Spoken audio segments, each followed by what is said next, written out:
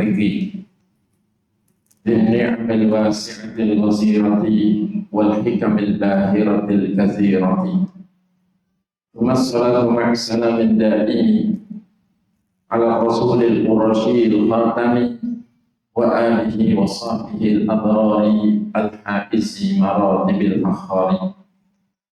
أوصيني وإياكم بتقوى الله فقد فاز المتقون، كما قال تعالى: يا أيها الذين آمنوا اتقوا الله حق تقاته ولا تموتن إلا وأنتم مسلمون. Amma ba'd. Para bapak, para ibu, dan saudara semuanya yang saya hormati, yang saya cintai karena Allah, yang semoga selalu dirahmati olehnya dan dimuliakan selalu olehnya dunia akhirat. Alhamdulillah, segala puji bagi Allah Ta'ala yang maha baik, yang kebaikannya tak terhingga. Alhamdulillah, segala puji bagi Allah Ta'ala, sang pemberi nikmat yang tidak pernah berhenti dalam memberikan nikmat kepada kita semua.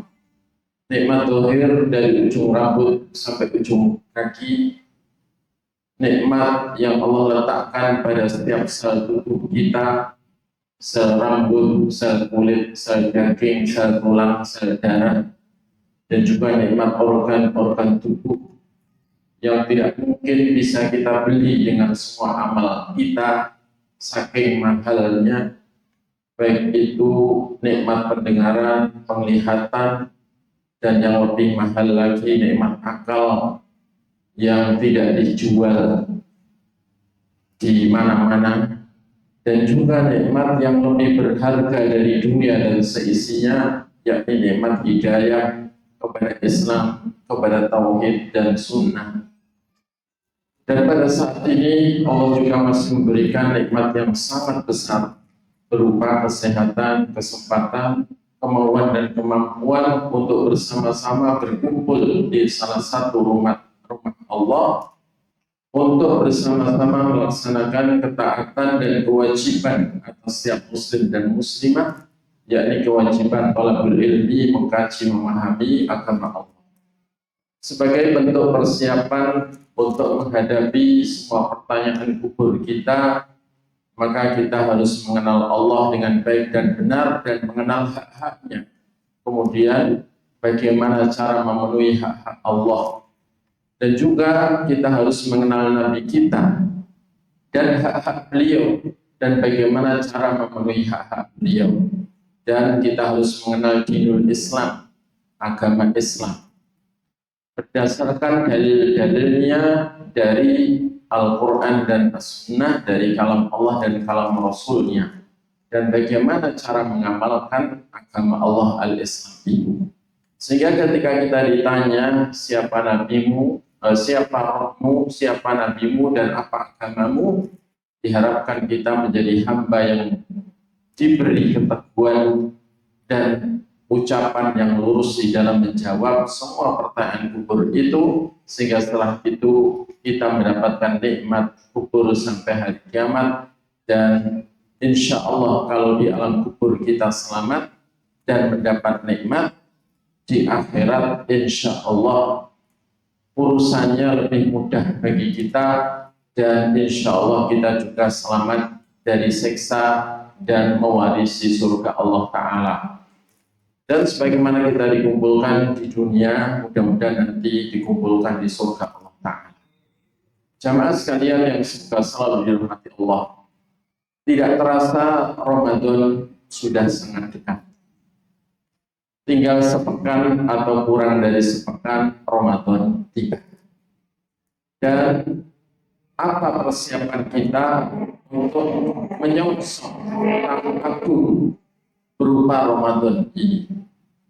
Tentu kalau kita mengetahui keutamaan bulan Ramadan, tentu kalau kita tahu bahwa Allah Ta'ala dengan kemurahannya kepada umat akhir zaman, umat yang pendek umurnya dan lemah fisiknya ini, dengan membuatkan untuk umat ini 1 bulan yang kalau kita manfaatkan dengan baik bisa mengantarkan kita kepada takwa, yang dengan takwa itu kita akan diselamatkan dari neraka dan dimasukkan ke surga, yang memang surga dikatakan uiddat lil muttaqin, telah disiapkan untuk orang-orang yang bertakwa.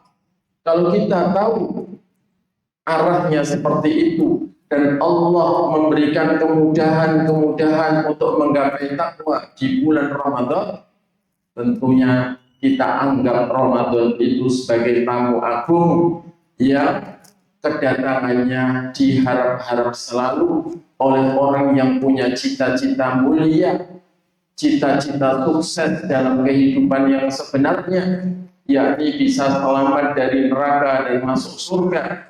Karena sukses yang hakiki adalah itu, sebagaimana Allah katakan, faman zuhziha 'anil nari wa udkhilal jannata faqad faz wa mal hayatud dunya illa mata'ul ghurur. Barang siapa yang dihindarkan dari neraka dan dimasukkan ke dalam surga, sungguh dia telah sukses. Dan tidak ada kehidupan dunia ini kecuali kenikmatan yang menipu. Kalau memang tahu apa yang ada di bulan Ramadan, pasti kita menganggap Ramadan ini tamu agung yang lebih besar keagungannya daripada semua tamu duniawi. Orang seandainya kita berandai-andai, kita mau kedatangan jadi di masjid ini, mau kedatangan rombongan tamu Raja Salman misalnya ya, untuk ya mampir ke sini, kemudian mungkin menginap di sekitar sini, dan kalau kita bisa melayani dengan baik, panjenengan bisa melayani dengan baik dan beliaunya puas beserta rombongannya, nanti ditinggali dana 100 miliar gitu aja gitu. 100 miliar untuk bangun, untuk beli tanah sekitar sini, untuk bangun Islamic Center di sini. Tapi kalau beliau kecewa, ya tentu nggak ditinggali, ya paling ditinggali kurma, ya, berapa karton sama apalah gitu. Tentu kalau kita tahu, kalau kita bisa menjadikannya ridho, maka kita akan dapat dana segitu cukup untuk membuat Islamic Center yang besar di sini. Tentu kita tidak ingin mengecewakannya, kan ya? Sehingga kita melakukan persiapan sampai apa seleranya Raja Salman dan keluarganya masing-masing. Kalau bawa 10 pangerannya berarti ini kesukaannya apa, ini kesukaannya apa, kalau buah kesukaannya apa, kalau makanan menunya bagaimana, kita cari tahu. Karena tidak ingin mengecewakan tamu kita. Pertama, menghormati tamu itu wajib, dan itu ajaran iman, tuntutan iman. Terus kita tahu faedahnya kalau menjadikan beliau puas. Nah, padahal kalau kita ini bisa menyambut Ramadan dengan baik dan mengisi Ramadan dengan baik sesuai petunjuk Allah dan Rasul, dan kita bisa membuat Allah ridho kepada kita, dan kita sesuai target yang Allah tetapkan bisa menggapai derajat takwa dengan syariat siam Ramadan, tidak hanya nilainya 100 miliar pahala yang Allah berikan kepada kita, bahkan tidak hanya 100 triliun, tapi berupa keselamatan dari neraka dan masuk ke dalam surga. Yang sapu tangan surga, mindil, ya, li ahadikum min ahli jannah khairun min ad-dunya wa ma fiha. Sapu tangan salah seorang dari ahli surga itu lebih berharga, lebih baik daripada dunia dan seisi. Bagaimana dengan istana-istana yang tingginya mencapai 50 mil atau 80-an kilometer, yang terbuat bangunannya dari emas, yang dari perak, berhiaskan permata, yang di sana tidak akan pernah tua selamanya, yang di sana tidak pernah menjumpai sesuatu yang tidak mengenakkan hati, yang di sana segala apapun yang diinginkan penghuninya itu diberi tanpa ditunda. Yang kesemuanya di sana itu adalah sangat nikmat pada tingkat kenikmatan yang sempurna. Bukan nikmat semu seperti di dunia yang kenikmatannya itu disertai hambarnya. Jamaah sekalian, benar-benar Ramadan ini sangat selalu dirindukan oleh orang-orang yang tahu apa yang ada di bulan Ramadan dan betapa berharganya amal soleh yang diterima di bulan Ramadan. Syaratnya diterima oleh Allah. Karena itu para sahabat Nabi, para tabi'in atau tabi'in bukan Ramadan kurang sebulan baru berharap ketemu Ramadan, tapi 6 bulan sebelum Ramadan sudah pada berdoa, Allahumma ballighna Ramadan warzuqna fihi amalan salihan waj'alhu indaka mutaqabbal. Ya Allah, pertemukan kami dengan Ramadan dan karuniakanlah kepada kami kemampuan untuk beramal saleh di bulan Ramadan. Dan jadikanlah amal soleh kami nanti menjadi amal yang diterima di sisimu. Dan begitu Ramadan tiba, mereka ini sangat bersungguh-sungguh di dalam kebaikan dengan kesungguhan yang maksimal. Dengan kesungguhan yang sangat maksimal. Dan kesungguhan itu tidak hanya di awal saja, kemudian surut, kemudian di akhir, alias orang bilang tutup kendang, jadi di awal sama di akhir. Enggak, mereka semangat, terus meningkat, terus di akhir 10 yang terakhir itu melejit sangat, dioloskan semua kemampuan dari badannya untuk menggapai kebaikan di sisi Allah. Itulah mereka. Tapi di sisi lain mereka tidak ada yang merasa suci. Para sahabat, para tabi'in, tabi'in tetap khawatir kalau pada dirinya masih ada kemunafikan, masih ada hal-hal yang tidak diridhoi Allah. Mereka mengumpulkan 2 hal, yakni antara semangat dan tekun beribadah kepada Allah dan rasa takut yang sangat kepada Allah dan tidak merasa aman dari siksanya. Itulah mereka, generasi terbaik Islam.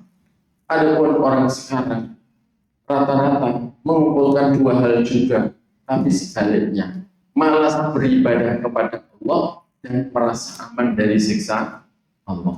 Dan inilah yang menjadikan orang sekarang ini jauh tingkatan iman dan takwanya dibandingkan para pendahulu umat yang lain. Jamaah sekalian yang semoga selalu dirahmati Allah. Saking istimewanya Ramadan, Rasulullah Shallallahu Alaihi Wasallam begitu datang bulan Ramadan, beliau bergembira sekali.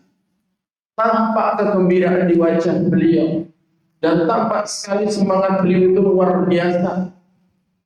Walau sudah usia sepuh pun beliau tampak semangatnya itu nggak kalah dengan yang muda-muda.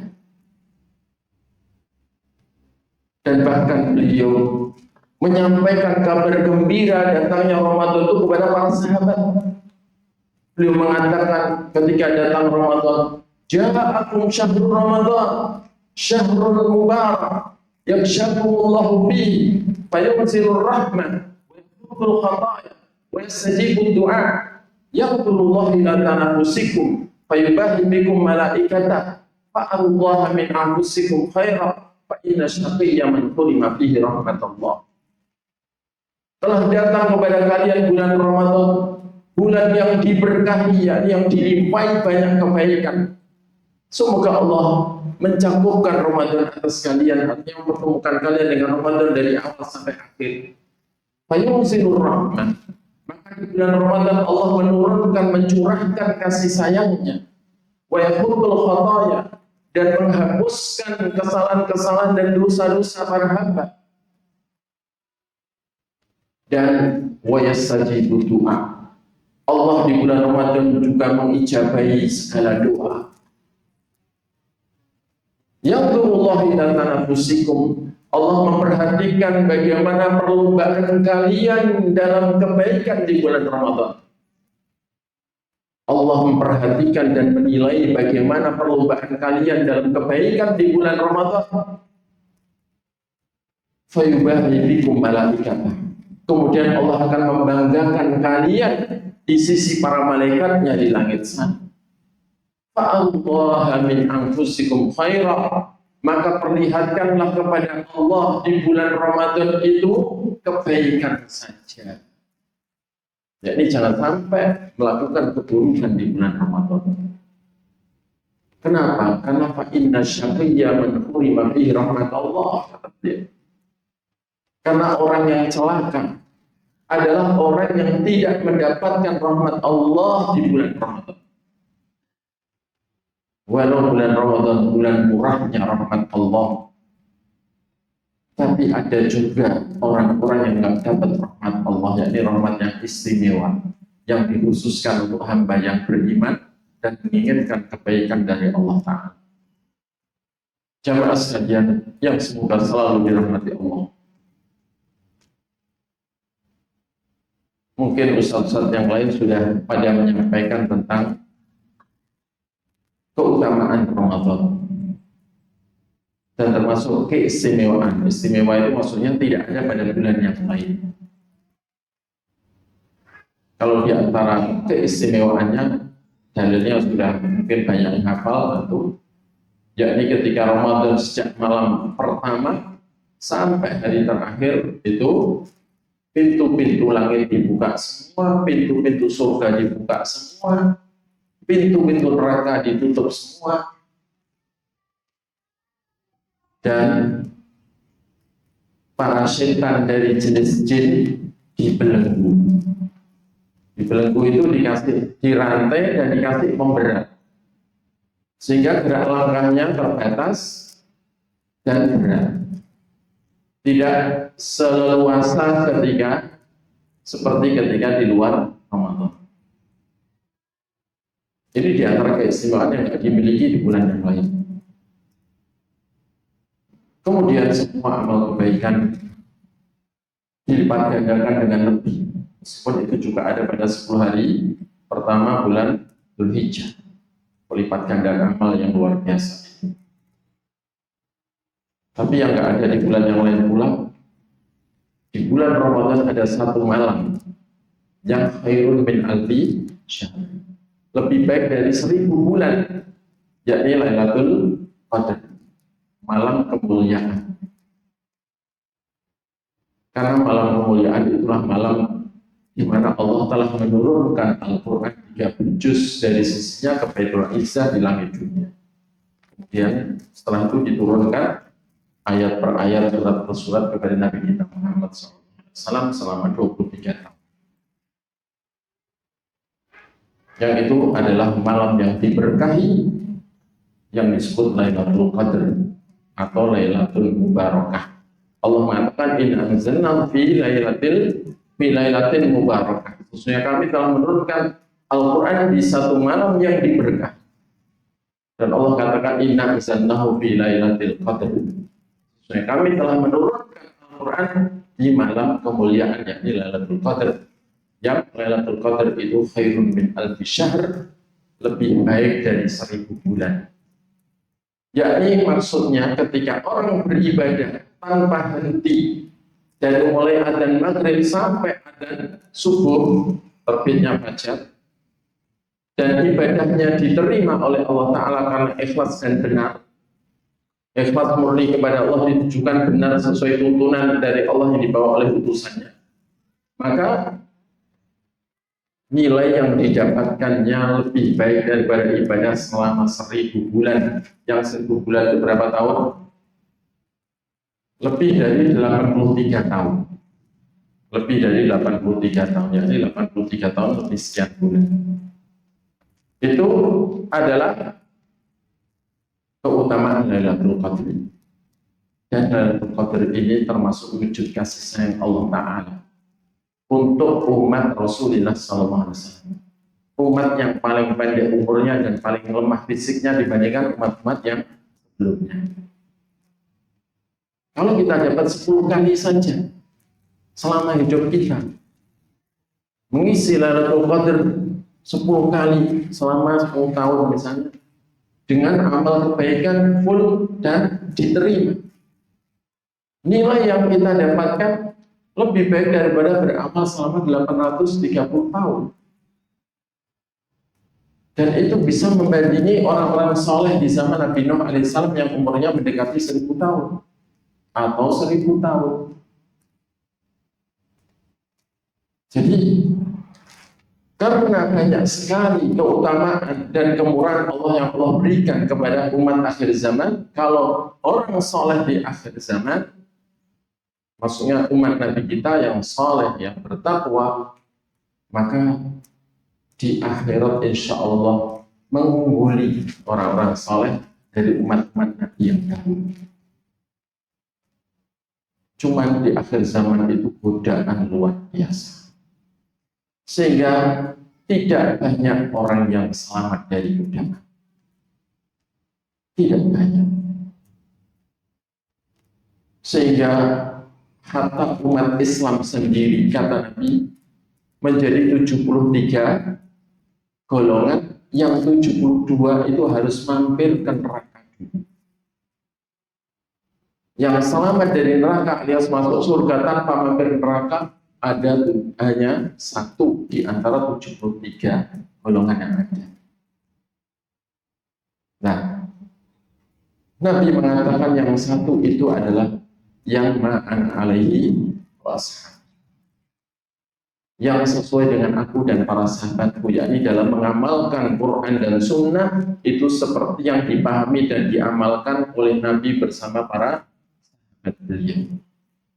Islam yang masih asli dari Allah yang disampaikan melalui kitabnya dan kalam Rasulnya, murni, yang masih murni tanpa campuran dan tambahan, yang masih konsekuen tanpa pengurangan dan perubahan. Itulah yang akan selamat dari neraka. Yang 72 insya Allah juga ahli surga semua karena diakui oleh Nabi sebagai umat beliau. Tapi tidak selamat dari neraka alias harus mampir. Mungkin ada yang mampir beberapa lama, ada yang mampir sebentar, ada yang agak lama, ada yang sangat lama. Tapi kan kita tidak ingin walau mampir sebentar, karena neraka itu terlalu panas. Kita bayangkan kalau jempolan kita dicot api las karbit ya, atau las LPG yang apinya putih, 1 menit kira-kira jadi apa jempolan kita? Di sos 1 menit, 1, 2, 3, 60 hitungan. Kira-kira kok sudah jadi arang ya, kalau api las. Itu api las. Api neraka lebih panas dari api las. Api las itu api putih. Semakin putih semakin panas hingga besi pun meleleh. Mungkin dalam hitungan menit paku nggak sampai semenit kan sudah meleleh. Neraka apinya hitam, lebih panas, jauh lebih panas daripada api putih. Nah, maka kita tidak ingin mampir ke neraka walau sebentar. Tapi kita ini terlanjur jadi manusia, terlanjur dicipta jadi manusia. Pertanggungjawaban kita terlalu banyak, keyakinan kita diadili, dikoreksi oleh Allah Ta'ala. Kalau nggak sesuai yang diberitakan Allah dan Rasulnya, pasti divonis salah keyakinan kita. Demikian juga amal kita. Kalau nggak sesuai petunjuk Al-Quran dan As-Sunnah Allah dan Rasulnya, maka pasti divonis salah. Ucapan kita, perbuatan kita, semuanya dicocokkan dengan undang-undang yang telah Allah turunkan, Quran dan Sunnah. Kalau nggak sesuai, ya pasti divonis salah. Perkara setelah divonis salah itu diampuni atau enggak, itu terserah Allah. Bagaimana kita, hati kita kepada Allah.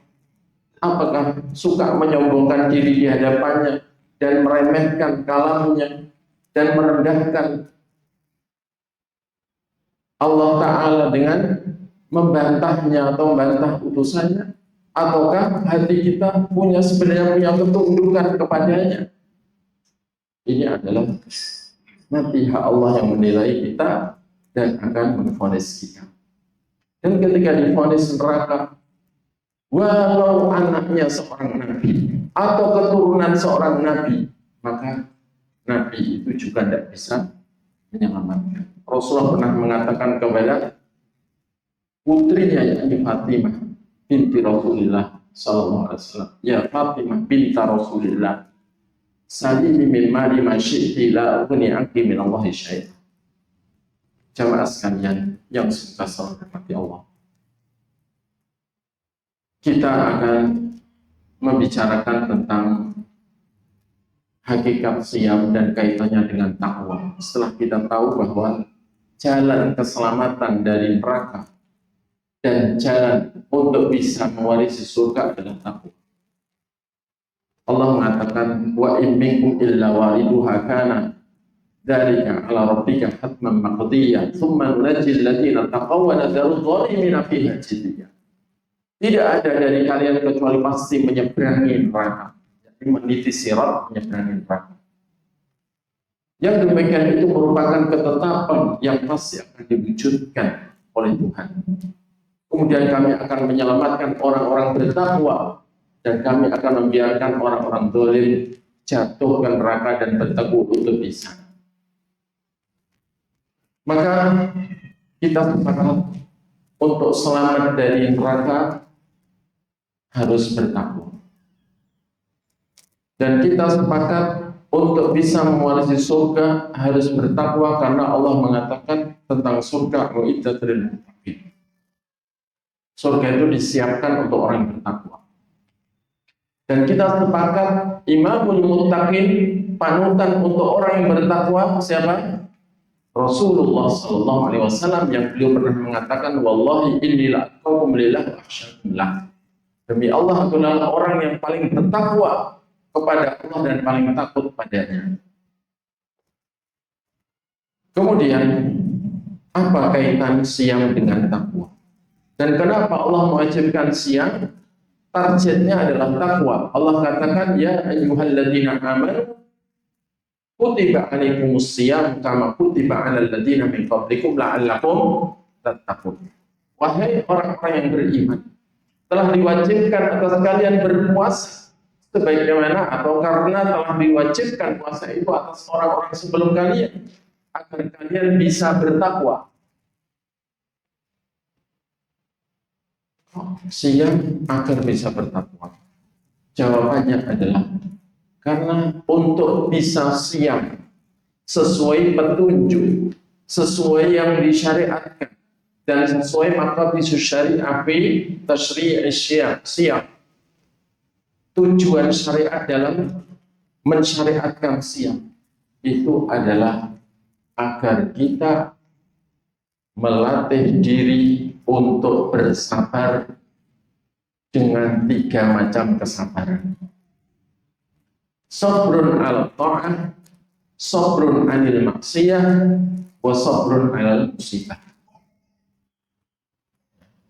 Sabar untuk taat, sabar meninggalkan segala maksiat, dan sabar atas segala ujian musibah. Perintah-perintah Allah itu juga ujian. Jadi kita hidup di dunia ini untuk menjalani ujian.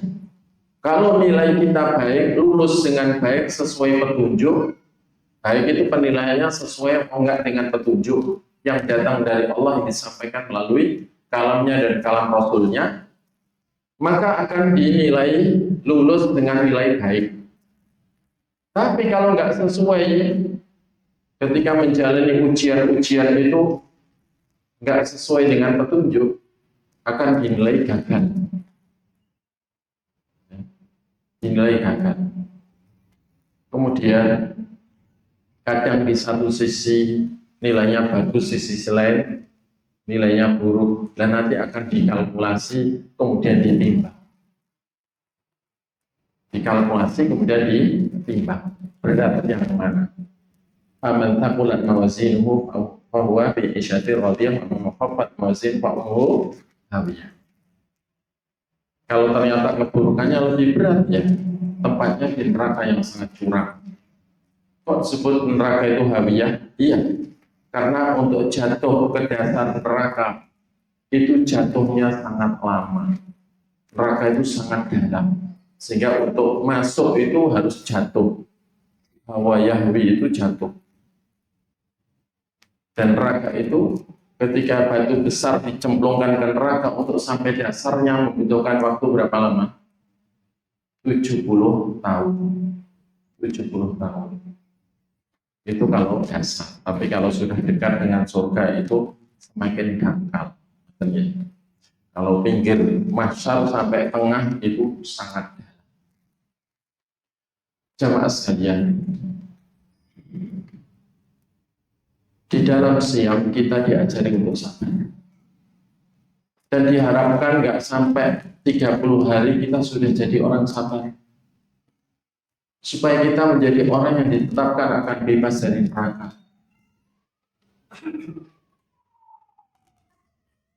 Dan sabar itu ada 3 jenisnya. Sabar untuk taat. Ketika materi ujian itu bukan perintah-perintah, ada yang wajib, ada yang tidak wajib, alias sunnah. Sunnah pun ada yang ditekankan, ada yang tidak ditekankan. Bagaimana sikap kita dalam menghadapi perintah-perintah Allah yang Maha Agung, yang merupakan pencipta, penguasa, dan pengatur alam raya, dan yang satu-satunya yang menguasai manfaat dan mudarat, yang bisa memberi manfaat atau mudarat, dan satu-satunya pemberi rezeki.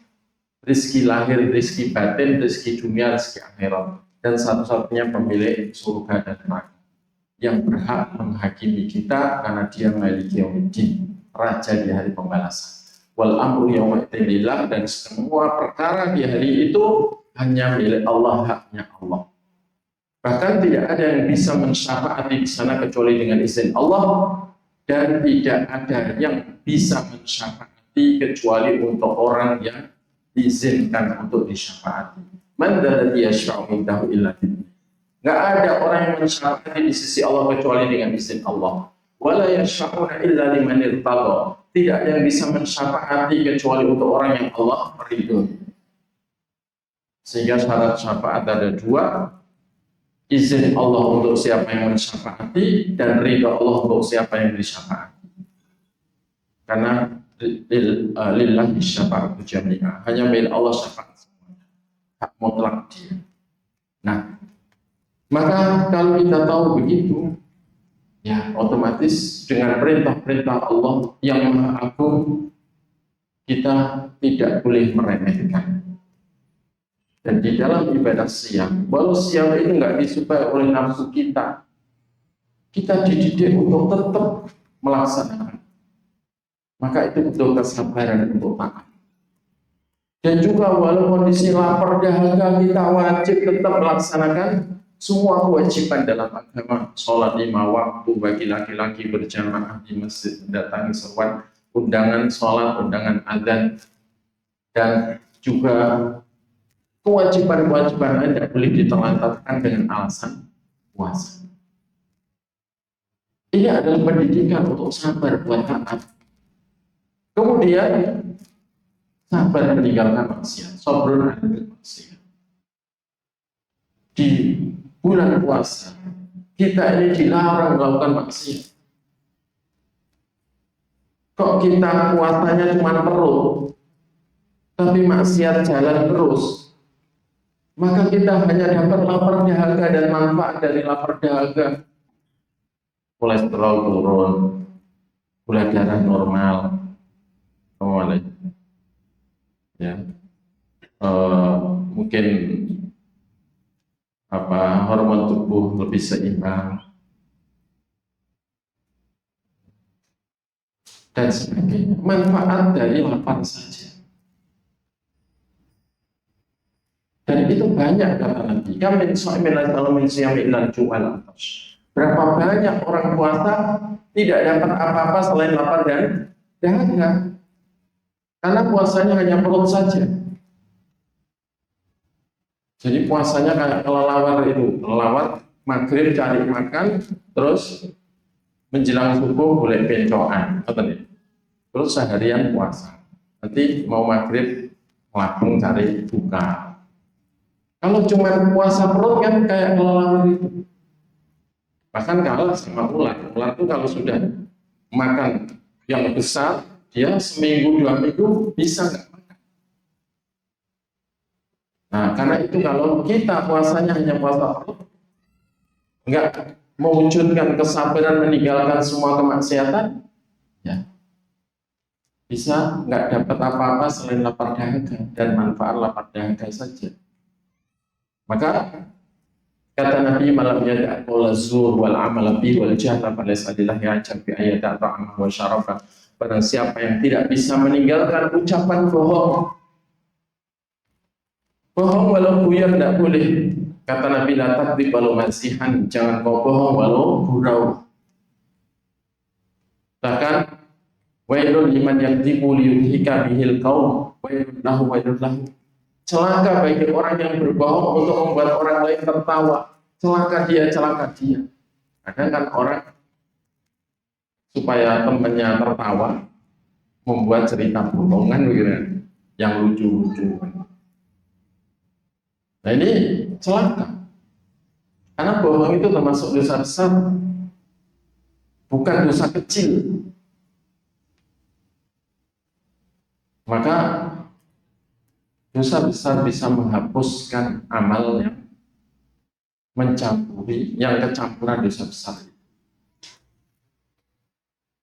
Wal amal bi, dan melakukan kebohongan alias menipu orang. Menipu. Karena itu kalau nge-share apa-apa ya harus diteliti, ini bener nggak berita ini. Ya. Karena termasuk orang yang ditampakkan kepada Nabi waktu Mi'raj, ditengkurapkan, kemudian disobek mulutnya sampai tengkuknya, matanya sampai tengkuknya, hidungnya sampai tengkuknya. Ketika disobek kanan, kemudian disobek kiri, yang kanan boleh lagi. Ketika kanan disobek lagi, yang kiri boleh lagi, begitu terus. Itu adalah kata Nabi orang yang membuat kebohongan. Ketika ditanyakan kepada malaikat Jibril, dijawab ini adalah orang yang membuat kebohongan, kemudian kebohongannya menyebar seluruh pelosok dunia. Dan itu adalah zaman sekarang, di mana nge-share itu langsung menyebar, disebarkan lagi, menyebar, sebarkan lagi, menyebar. Ya, satu hari kadang suatu kebohongan itu menyebar kepada jutaan. Nah ini bahaya, karena itu hindari kebohongan. Kemudian wal jahla, perbuatan kebodohan, itu semua jenis kemaksiatan, terutama yang tingkat dosanya sedang. Maka orang yang tidak bisa meninggalkan itu semua, falaysa lillahi hajat bi ayati ta'ama wa syarafa. Allah tidak membutuhkan puasanya orang itu yang cuman puasanya itu meninggalkan makanan dan minumannya. Yakni kalau puasanya cuma puasa perut saja, Allah nggak butuh. Hewan lebih banyak yang bisa begitu. Nah, karena itu, kalau makna puasa adalah al-imsak anil akli wa syurbi wa wasyadi nisa wa sa'il muftirat min tulu'il fajri ila ghurubi syams biniyati taqarrub ila Allah Ta'ala. Makna puasa adalah menahan diri dari makan dan minum dan menggauli istri, dan menahan diri dari semua yang membatalkan puasa, termasuk yang membatalkan pahalanya, dari mulai terbit fajar sampai tenggelam matahari dengan niat mendekatkan diri kepada Allah, mencari ridhonya, maka ya itu semua harus kita wujudkan. Jangan sampai kita potong maknanya menjadi puasa itu pokoknya menahan diri dari makan minum dan menggauli istri, titik. Jangan. Harus juga menahan diri dari semua yang bisa membatalkan puasa, termasuk membatalkan pahalanya dari terbit fajar sampai tenggelam matahari. Dengan niat, bukan niat diet, tapi niat mendekatkan diri kepada Allah, mencari ridhonya. Ini penting. Terus apa nggak boleh ada penyertaan niat supaya kolesterolnya turun, supaya jantungnya lebih sehat? Jawabannya itu nggak usah dimasukkan ke dalam niat. Biarlah itu menjadi efek samping yang baik saja. Nggak usah masuk dalam niat. Niatnya murni mendekatkan diri kepada Allah, mencari ridhonya. Karena kalau kita mengharapkan imbalan dunia itu, meskipun termasuk kesehatan tubuh, itu duniawi, kesehatan tubuh itu bisa mengurangi nilai nanti, nilai di akhirat. Karena itu nggak usah dalam niat, itu masuk dalam efek samping saja, diberi atau nggak diberi, tambah sehat atau tidak, terserah Allah Ta'ala. Yang jelas kita yakin melaksanakan yang disyariatkan ketika sesuai petunjuk itu tidak akan membahayakan dunia kita maupun fisik kita. Itu aja. Kemudian sabar atas musibah. Musibah. Orang hidup pasti diuji dengan musibah. Musibah itu berupa segala apapun yang tidak mengenakan. Tidak mengenakan fisik ataupun tidak mengenakan hati, terutama hati. Orang puasa itu musibahnya apa? Yang pasti. Nopo? Orang puasa itu musibahnya nopo?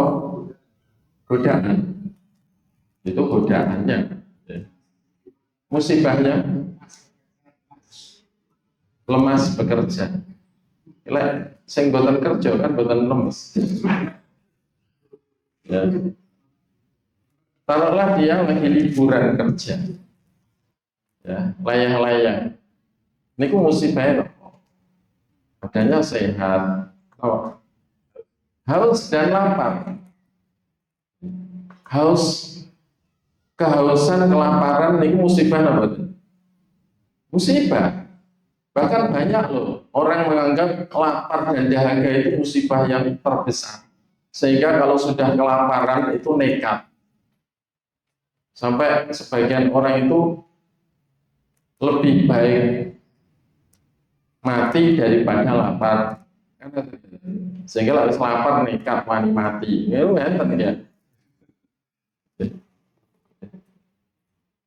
Nah, lapar dahaga itu musibahnya, dan kita harus sabar. Sabar itu letaknya di mana? Di hati saja, di perbuatan, di lisan. Letaknya 3, di hati, di lisan, dan di anggota.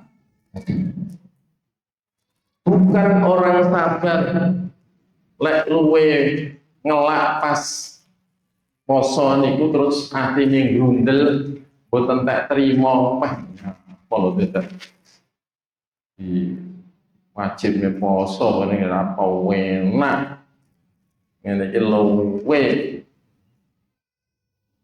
Kalau hati yang grundel kepada Allah, apalagi sampai berontak dan marah, itu bukan sabar, walaupun lisannya diam, tangan kakinya diam. Itu bukan sabar namanya. Hatinya mboten grundel, tapi lisannya bergumam. Jangan. Ya mainnya wis slow way loh. Orang pirang jam maghrib. Ya wis perih. Itu berarti mengeluh. Sabrun jamil, sabrun bila syakwa. Sabar yang baik itu sabar tanpa mengeluh.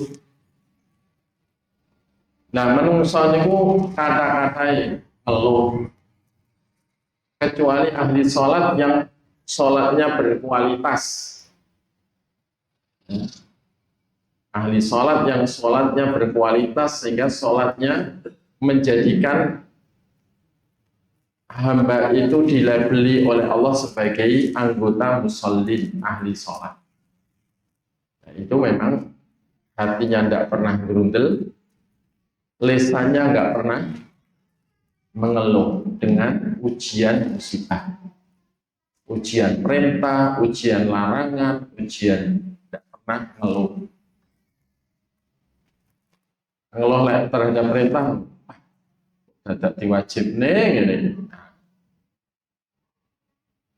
itu berarti mengeluhkan perintah. Ini jane kuwi demenanku tapi oyo dadak dilarang, nanti itu berarti mengeluh dengan larangan.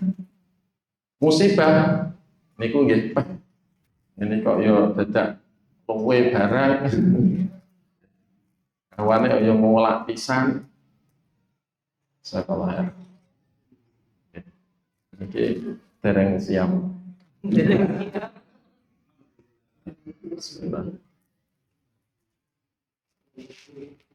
Mau ngelak luwe kalau bulan balen ini kurang ngenteni niki lho.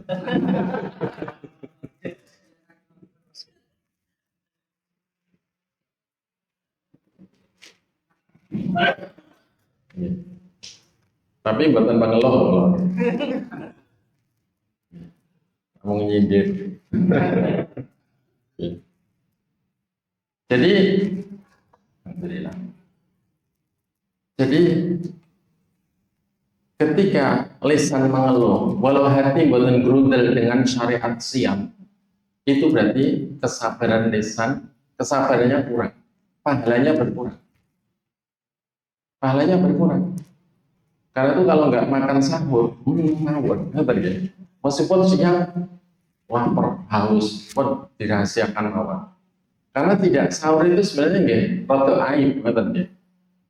Karena sahur itu diperintahkan dengan sangat, bahkan dijamin barokah dalam makan sahurnya, dan makan sahur menjadi pembeda antara puasa orang Islam dengan puasanya ahli kitab Yahudi Nasrani. Maka udah dirahasiakan aja, nggak usah cerita siapa-siapa. Soalnya godaan ini gue lah pun boten sahur terus awan didik pun luwe ngelak niku pengennya sak RT niku ngerti lah yang baik kelaparan. Nah terus ketika hati boten grundel saja dengan syariat puasa, lisannya juga nggak mengeluh dengan lapar, tapi begitu disikapi yang orang lain dengan sikapnya nggak mengenakkan, langsung emosi, terus kadang-kadang krono bertengkar sesama orang nggak boleh, akhirnya sing gaji sasaran piring dibanting, dandang ditendang, gitu. Itu bukan sabar namanya. Terus bergumam, anak wong luwe di jarak, itu berarti bukan sabar. Ketika siang kita diajari sabar dengan 3 jenisnya, menjalankan semua perintah Allah tetap dengan hati ridho dan senang, dan yakin bahwa apa saja yang Allah perintahkan itu memang kebaikan untuk dohir batin dunia akhirat kita. Kita sangat membutuhkan perintah-perintah itu. Kemudian ketika dilarang, kita yakin bahwa semua larangan Allah memang mudarat terhadap dohir batin kita, dunia akhirat kita. Dan semua yang diperintahkan mengantarkan pada bahagia dunia akhirat, semua yang dilarang itu menjerumuskan kepada kesengsaraan dunia akhirat. Allah memerintah karena kebaikannya, Allah melarang karena kasih sayangnya. Dan semua musibah itu kita butuhkan. Karena orang nggak pernah kena musibah, itu pasti akan sombong. Dan orang sombong itu bukan mungkin bahagia dunia, bahagia akhirat. Karena menjadi orang dimurkai Allah. Nah, kita membutuhkan pendidikan dengan musibah-musibah itu. Karena itu orang yang dicintai Allah pasti diberi banyak musibah. Dan semakin dicintai, semakin diberatkan musibahnya. Karena itu kata Nabi Asyhadun nasi bala'an al-amjad tumal antal fal. Manusia yang paling berat musibahnya adalah para nabi, kemudian orang setelahnya setara dengan mereka di bawahnya, kemudian di bawahnya lagi. Semakin tinggi iman takwanya, semakin berat musibah. Tapi jangan khawatir. Kalau menjadi orang yang dicintai Allah, memang dikasih banyak musibah dan musibahnya berat, tapi oleh Allah diberi kesabaran yang setara atau melebihi ukuran musibah yang diujikan. Sehingga tetap tidak mengganggu hati, tidak menggores hati, tidak terganggu dalam menikmati kenikmatan yang masih banyak Allah berikan. Sehingga hidupnya tetap bahagia. Bahkan orang yang bertakwa walau banyak musibah, itu jauh lebih bahagia dunianya sebelum akhiratnya daripada orang yang kafir yang lagi nggak dapat musibah.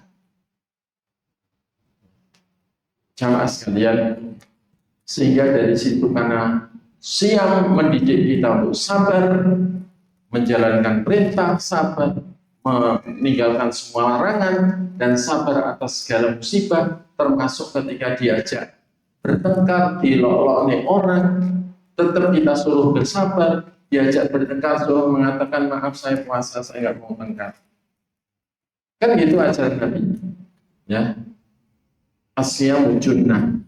Fa idza kana yaumu shaumi ahadikum fala yarfuth wa la yashab wa la yajhal. Fa in sabahu ahadun aw qatalahu falaqul inni shaimun inni shaimun.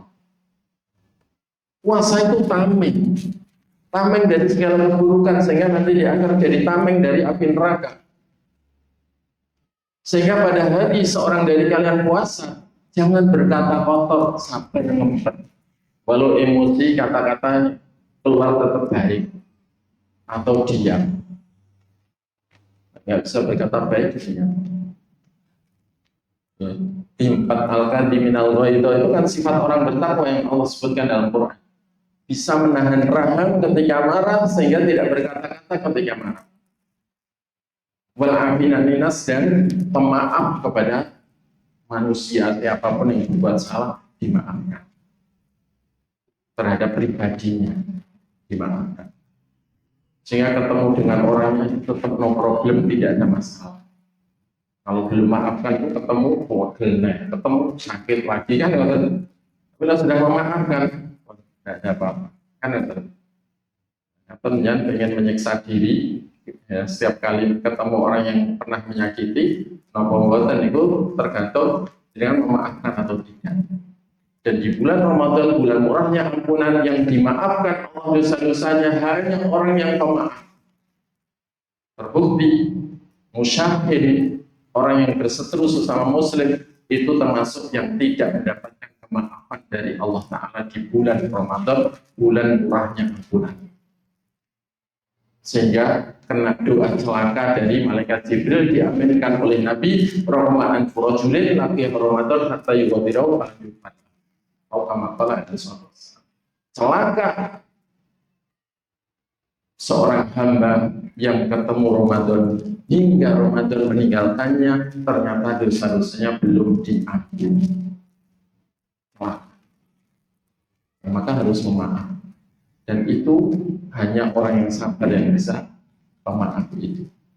Kemudian ya, dengan puasa kita dididik sabar atas segala hal kondisi yang tidak mengenakkan itu, maka dengan itu kita insya Allah terbiasa. Karena hakikat takwa apa? Melaksanakan perintah-perintah Allah, imtithalul awamir wa istinabun nawahi, meninggalkan semua larangan Allah, dan sabar atas musibah berdasarkan dalil-dalil yang lain.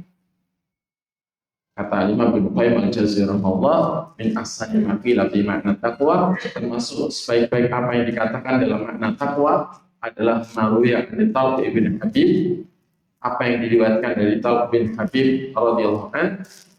Hina su'ila anit taqwa, ketika ditanya tentang takwa, faqala, beliau mengatakan, anta ala bi ta'atillah ala nurin min Allah, tarju sawaballah, wa tatruka maksiatallah ala nurin min Allah, takhafu iqaballah.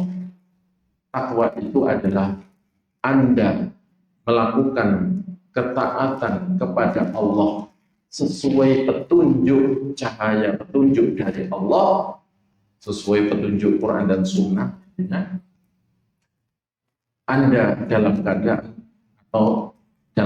berharap pahala Allah, dan Anda meninggalkan kemaksiatan kepada Allah, yakni semua larangan Allah, sesuai petunjuk Allah, dalam keadaan Anda takut kepada siksa Allah. Maka itulah takwa. Dan dalil-dalil yang lain menunjukkan orang takwa itu adalah juga selalu ridho kepada Allah dan sabar ketika diuji dengan musibah. Dari situ kita tahu jurusannya siam dengan takwa. Jurusan siam dengan takwa. Dan juga bahwa penghalang takwa, kenapa di bulan Ramadan itu lebih mudah menggapai takwa? Karena di bulan Ramadan penghalang takwa itu dilemahkan.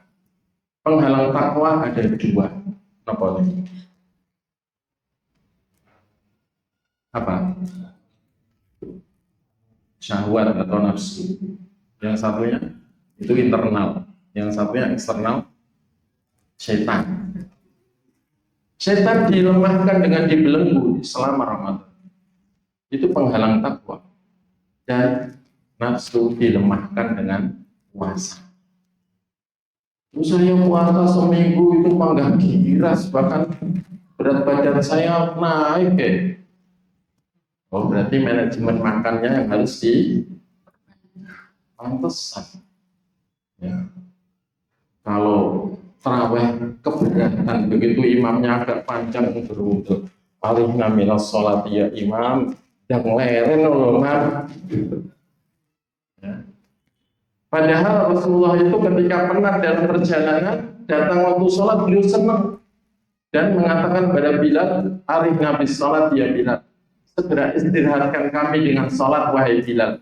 Bagi Nabi sholat itu istirahat, bagi kita itu pekerjaan yang paling berat. Kadang-kadang sing biasa fitness, sing abot-abot niku lek dijak sholat rodok suwi muat. Nah, nek bukane niku pun takjil, kurma, kolak, soto, tandu, gitu. Kurane glegeken niku di mriki. Glegeken banyu. Jadi tadi penuh. Ini mesti mawon. Taraweh abot, napa lagi? Ngantuk di sini. Nafsunya besar. Sudah ngotot pendak angglong mentong. Nah, ini kok ya, anggaran konsumsi Ramadan malah meningkat, berat badan meningkat. Selek sahur itu dalam keadaan ketakutan. Ketakutan apa? Ketakutan kalau besok kelaparan, sehingga selama muat masuk. Nah, seperti itu, ya nafsu nggak melemah, betul. Hanya pindah jam makan, malah porsinya lebih banyak. Belum lagi suplemen, iya. Ya. Nanti kok tidak usah. Kita siam itu targetnya, karena setan sudah dilemahkan dengan dibelenggu, setan dari kalangan jin. Kita proyeknya melemahkan nafsu kita. Inna nafsal amaratun bisu, sunya nafsu itu banyak menyuruh kepada keburukan, segala keburukan itu kita lemahkan. Selama ini jadi tunggangannya setan, diajak liar terus, kesempatan Ramadan ditaklukkan. Mumpung nggak disetir setan. Kalau bisa kita lemahkan, hati kita kuatkan dengan iman yang terus bertambah dengan banyak membaca ayat-ayat Allah dan dengan ilmu yang manfaat dan amal yang soleh, dan banyak taubat dan istighfar, maka dengan itu ketahanan hati meningkat, imunitas hati meningkat, kekuatan hati meningkat, insya Allah bisa menaklukkan nafsu.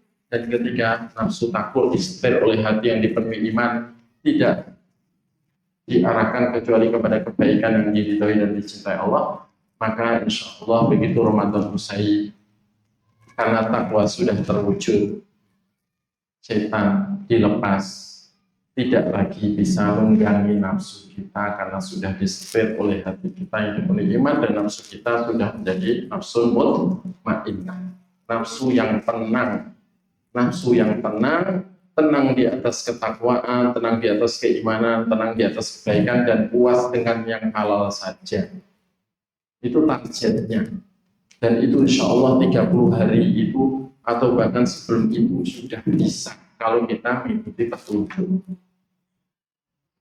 Kiranya itu yang bisa disampaikan. Mudah-mudahan Allah beri manfaat dari haji, dan semoga Allah mempertemukan kita dengan Ramadan tahun ini dan mengkaruniakan pertolongan kepada kita dan taufiknya untuk bisa memenuhi Ramadan dengan kebaikan dan hal-hal yang Allah cintai dan Allah ridhoi, dan semoga kita juga dijaga dari segala keburukan setan dan keburukan nafsu kita, dan semoga nafsu kita belum sampai Ramadan usai sudah menjadi nafsu mutmainnah, dan ketakwaan bisa kita gapai sehingga kita ditetapkan di atas takwa sampai akhir hayat kita, dan semoga dengan itu kita selamat dari neraka dan bisa dikumpulkan di surga Allah.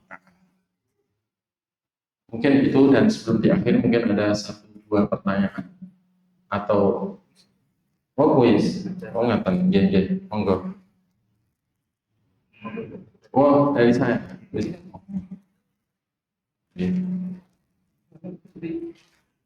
Baik. Sebutkan 4 hal yang menunjukkan keutamaan bulan Ramadan. 4 saja, karena yang 3 itu pasti hafal. Ya, monggo.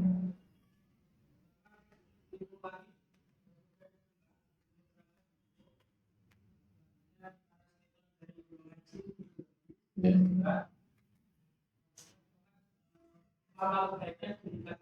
Nah, insya Allah, ya, sampun 4 cukup, ya. Monggo, Mas Hadiah. Jadi semua amal kebaikan dilipat gandakan, itu yang keempat. Nah, kata Nabi, Abdul Sadaqah Sadaqah fi Ramadan, utama-tama sedekah sedekah di bulan Ramadan.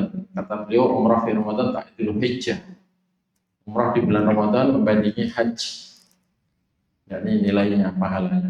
Nah, terus tolong sebutkan definisi atau apa definisi siam menurut para ulama. Ya.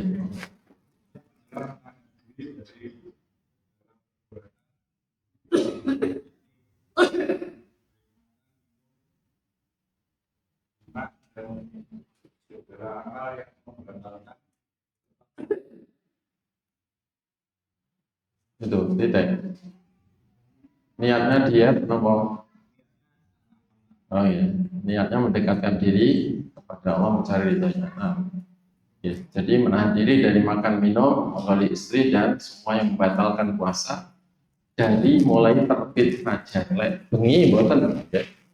Dari mulai terbit fajar sampai tenggelam hari, dengan niat mendekatkan diri kepada Allah. Kemudian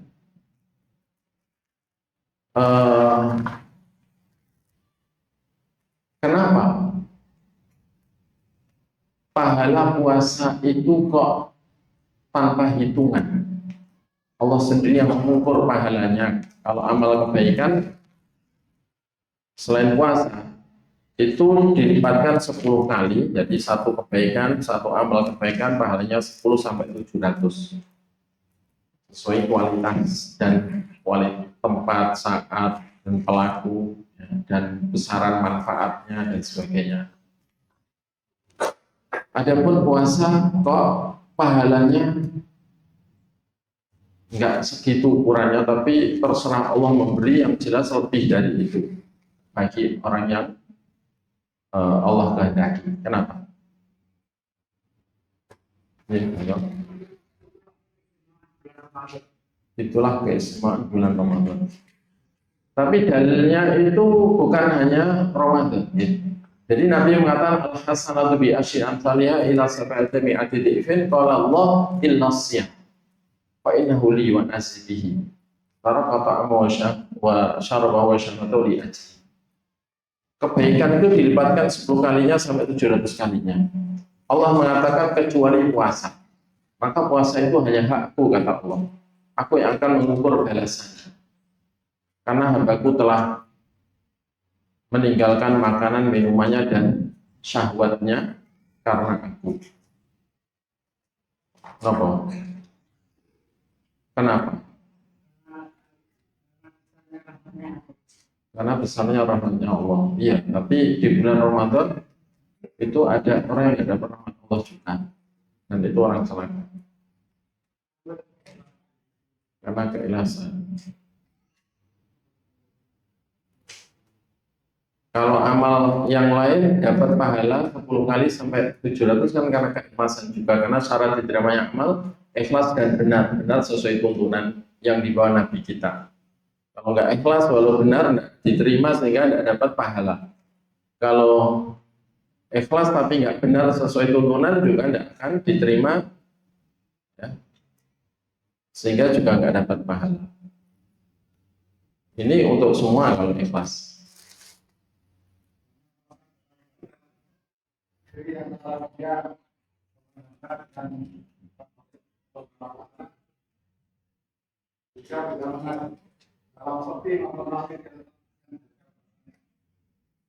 Kalau ibadah yang lain selain puasa dan dirahasiakan antara dirinya dengan Allah kan juga pakai hitungan. Pahalanya 10 kali sampai 700 kali.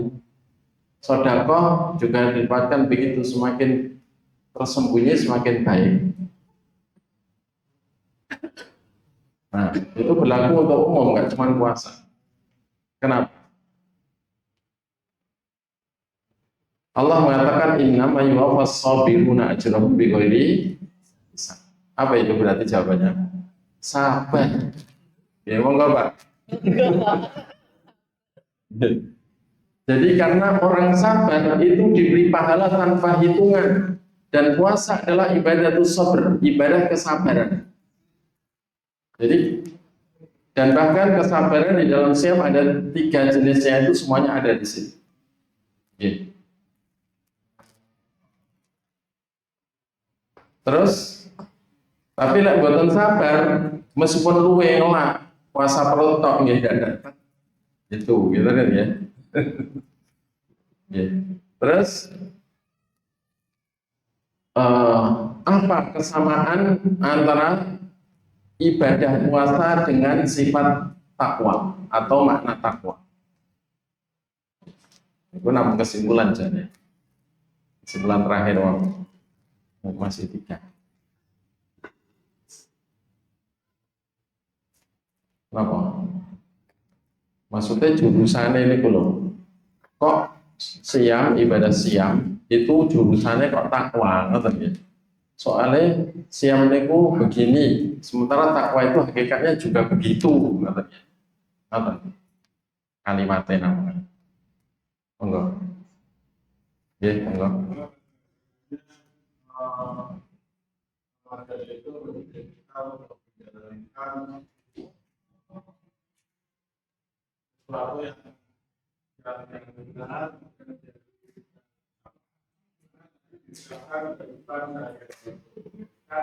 Takwa itu sebagai fondasi dari kita di dalam. Ya, jadi takwa itu artinya melaksanakan semua perintah, menjauhi,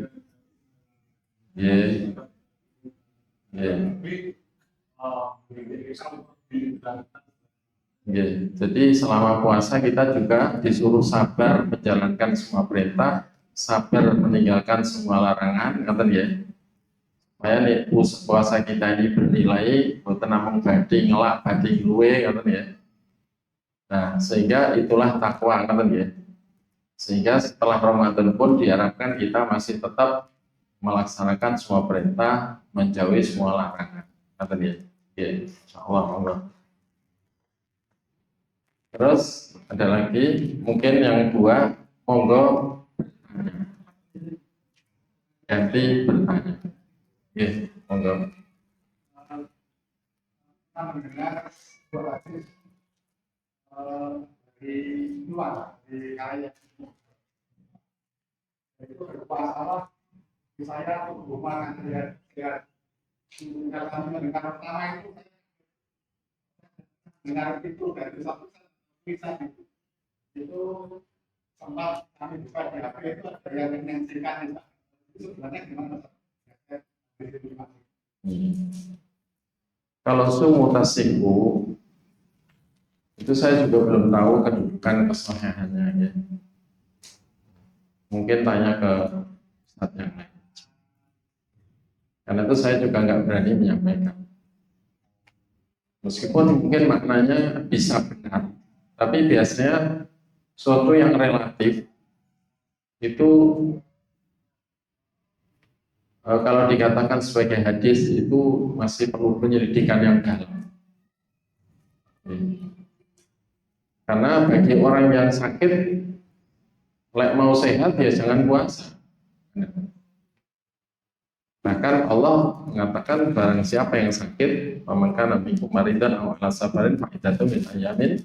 Barang siapa dari kalian kok sakit atau bepergian jauh, maka silahkan puasa di hari yang lain kan. Itu menunjukkan bahwa puasa itu bukan obat, kecuali bagi penyakit-penyakit tertentu seperti gula darah atau kolesterol mungkin. Tapi kan berarti nggak mutlak benarnya terhadap objek yang sakit. Wallahu a'lam. Monggo, karena bisa memberi pertanyaan yang saya nggak bisa jawab, berarti pertanyaannya berkualitas. Oke, monggo.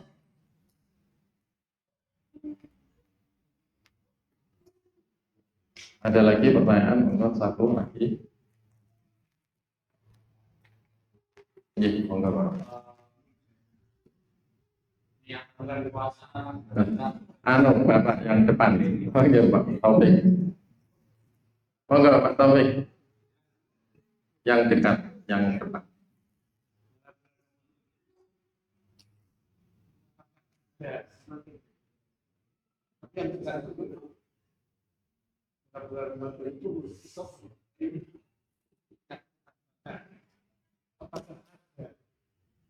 Amalan yang paling sama.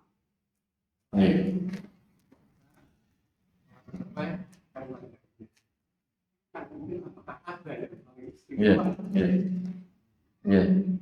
Jadi amal yang paling istimewa untuk dijaga dan diistimewakan selama Ramadan untuk mendukung terwujudnya takwa, kata dia.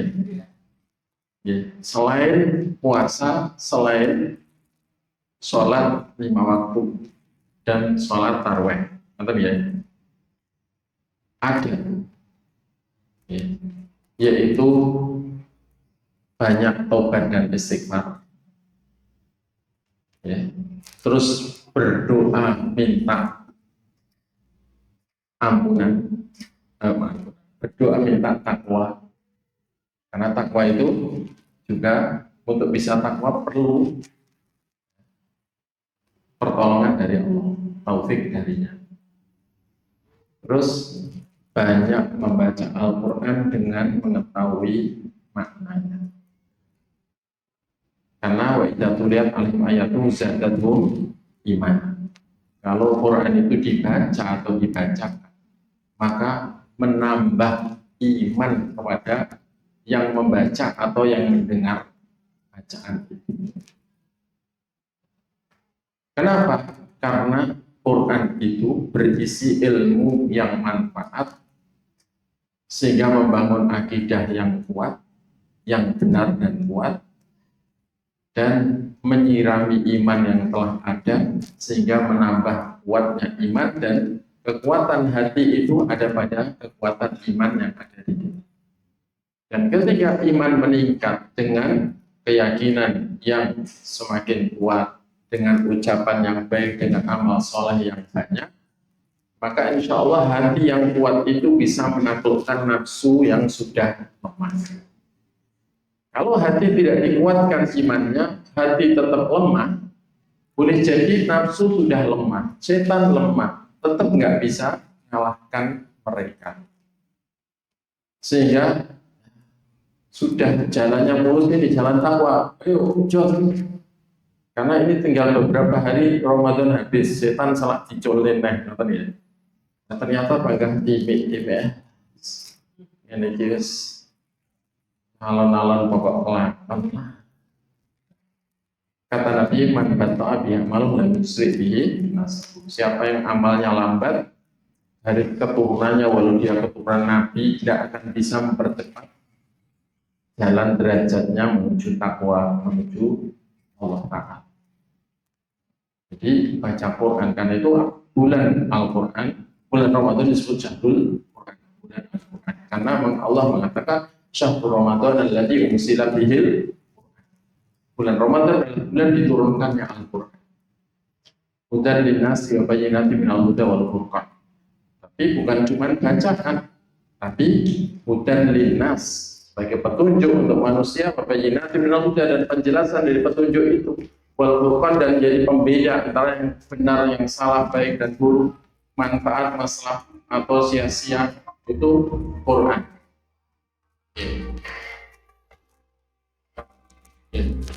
Ini berarti sama. Kita pun mengatakan apa yang sakit pun aturakan wonten atur yang kirang tujuh rono yang penggalih yang sami kula nyuwun pangapunten ingkang saking pun kita akhiri kelawan doa kafaratul majlis. Subhanakallahumma wa bihamdik asyhadu an la ilaha illa anta astaghfiruka wa atubu ilaik. Wa sallallahu ala nabiyyina Muhammadin wa ala alihi wa sahbihi wa akhiru da'wana alhamdulillahi rabbil alamin. Assalamualaikum warahmatullahi wabarakatuh.